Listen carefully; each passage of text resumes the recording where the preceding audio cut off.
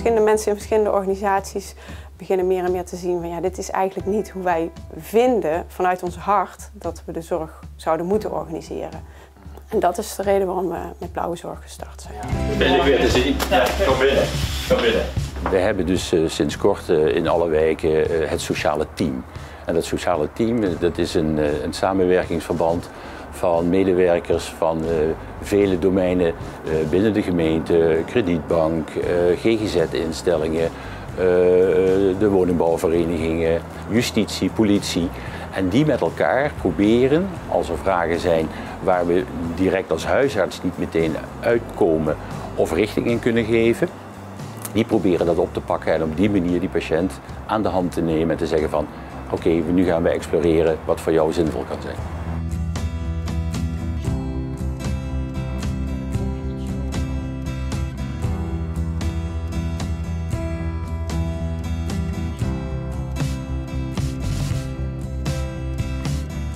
Met name hebben wij de laatste jaren gezien dat er heel veel specialisatie is geweest. De gezondheidszorg wordt steeds knapper, we kunnen steeds meer. Maar dat leidt er ook toe dat alles heel erg versnipperd wordt. En dat is wat de huisarts net ook al aangaf, dat mensen vaak niet meer als mens worden gezien.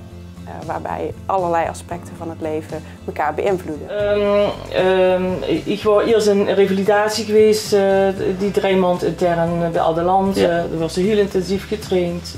Wat nu in Maastricht in het kader van Blauwe Zorg en de introductie van het begrip positieve gezondheid met name speelt, is dat we samen met die patiënt proberen te kijken van wat wil die patiënt nou? Wat is zijn prioriteit in het functioneren van alle dag.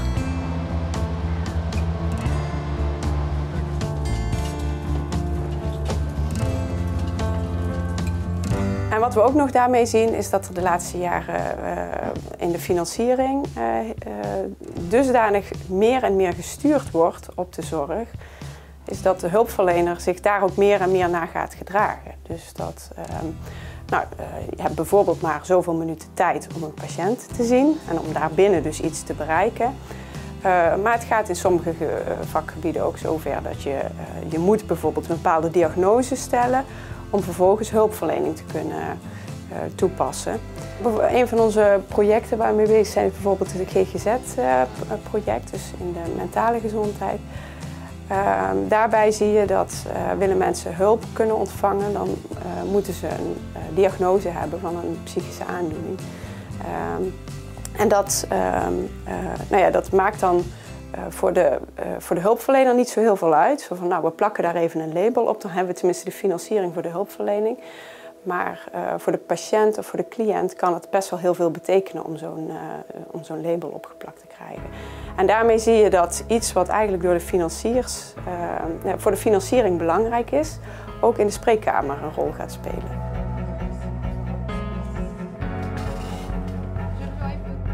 Ja, het ging eigenlijk heel erg. En natuurlijk horen daar die lichamelijke klachten die ze bij de huisarts ventileren of psychische klachten bij. Maar in essentie is het verhaal van hoe kunnen we jou in het leven stappen vooruit laten zetten en dan op alle domeinen, alle velden met jou kijken of er stapjes gezet kunnen worden.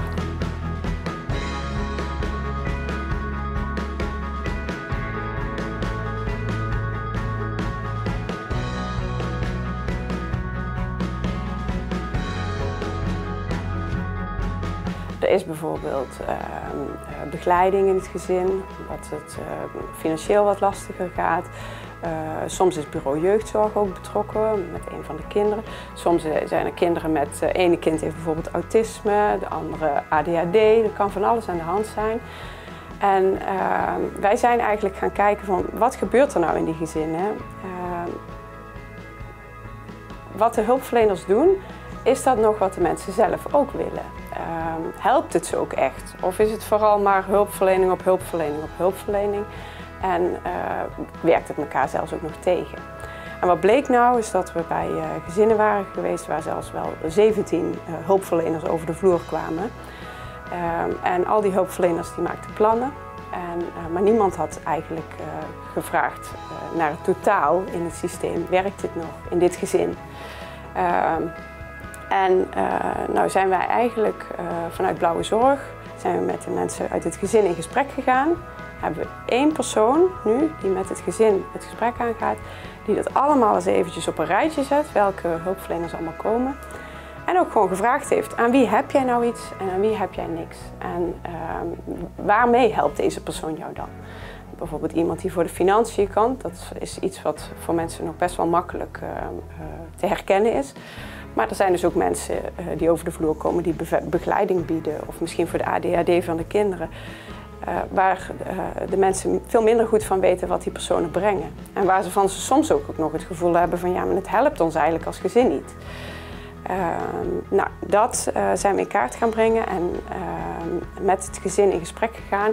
En het is voor heel veel mensen zelf ontzettend lastig om aan te geven, aan jou heb ik wel behoefte, maar aan jou nu even niet. Of dit moet later. Dus dat is voor heel veel mensen is dat lastig om die regie daar zelf in te nemen. Ik kom de man verzorgen. Ja. Toch doorlopen? Ja, dat moet doen. Is goed. Goedemorgen. Goedemorgen.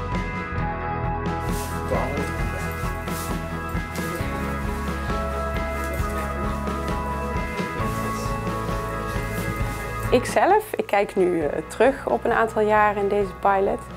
En ik weet nog heel goed dat ik de eerste keer bij het sociaal team in Nazareth en in Wittevrouwenveld aansloot.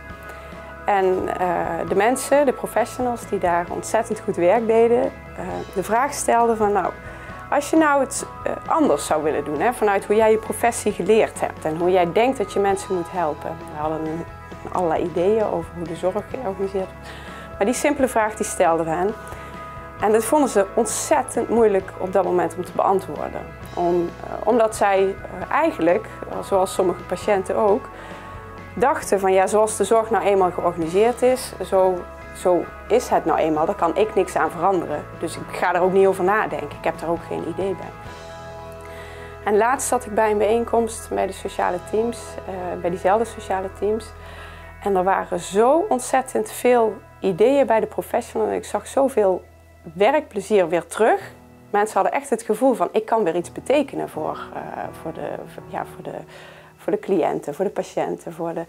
En ik heb daar zelf ook nog iets over te zeggen, hoe ik mijn werk inricht. En daarmee zie je dat op het moment dat je de professional dus die ruimte geeft, dat zij ook de patiënten beter kunnen helpen.